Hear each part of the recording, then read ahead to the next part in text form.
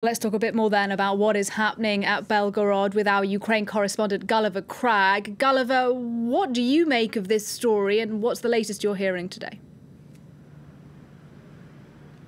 Well, there's certainly a huge amount of chatter about it on Ukrainian social media, on the radio and on the television. I think quite a lot of Ukrainians are rather relishing seeing Russians for once running away, being evacuated, and they're a bit surprised at the scale of Russia's response to this, at least in terms of the media and in terms of the apparent panic in Belgorod region, compared to the scale of the actual attack, which used just a few armoured vehicles. One tank has been independently confirmed, as I understand it, from geolocated photographs. There's probably a little bit more than one tank, but just a few armed men who pulled out of Bryansk region that they took a couple of border villages in briefly, very quickly. As I understand it, I'm not sure if the Russian operations to clear them from Belgorod region are still ongoing, but in any case it wouldn't take very much for the Russians to get them out of there. But the Russians, perhaps wary of the idea that this might be a distraction in order to have them divert certain forces towards Belgorod region. That's one of the theories going around in Ukraine as to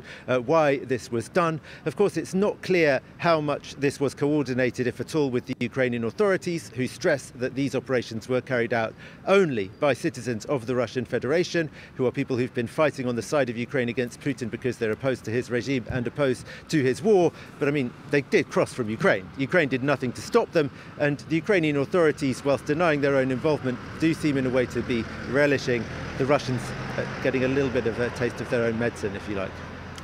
And meanwhile, Gulliver, the Ukrainian President Volodymyr Zelensky has been visiting the Eastern Front in Donetsk today in an attempt to boost the morale of soldiers there. As you travel around the country, what's your sense as to how morale is overall in Ukraine at the moment?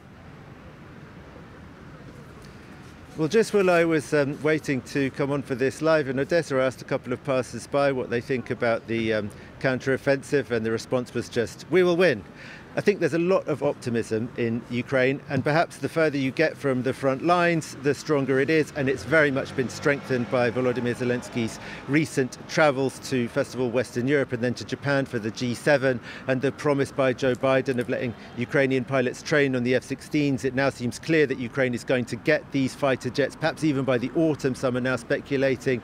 Also, new aid packages were announced, and so there's a feeling that Ukraine has got a lot of international support and that it's ready. The loss of Bakhmut, if it is confirmed, I think is not even going to be considered a defeat for Ukraine, because they held out for so much longer there than anyone expected.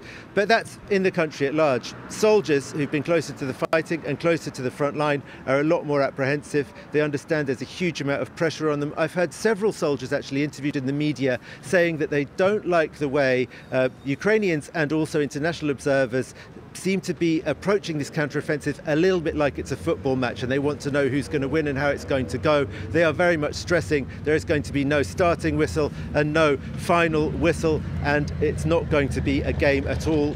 If Ukraine does succeed, it will only do so at a high cost in terms of human lives. That's pretty much inevitable, and all the military people that you see interviewed in Ukrainian media are at pains to stress that and perhaps to dampen people's expectations a little bit. Gulliver Cragg reporting live for us there from Odessa, Ukraine.